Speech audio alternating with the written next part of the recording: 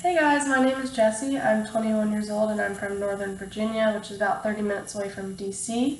I just recently graduated from ECU right here, and I got my bachelor's in elementary education with a concentration in psychology. I decided a little too late that I didn't really want to teach, but I knew that counseling was kind of the route for me since I started college. When I was going through these questions, I realized that it was surprising.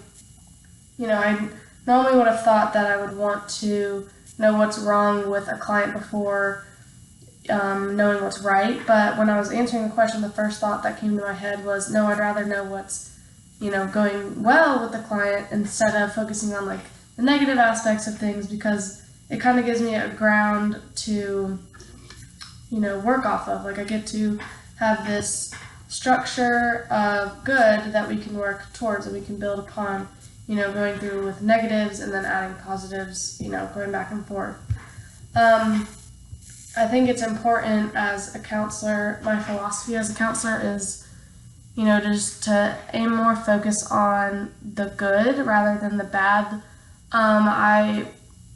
In the future, I really want to work with kids who have gone through foster care, who live in high poverty areas. I really want to be the person to advocate for them because a lot of them don't really get that.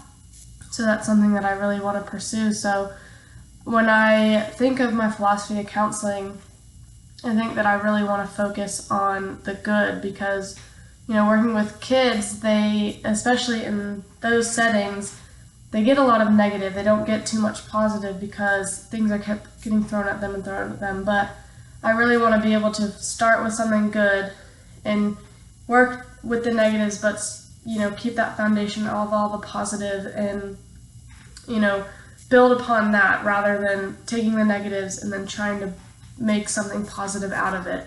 I'm really looking forward to this class and I can't wait to learn.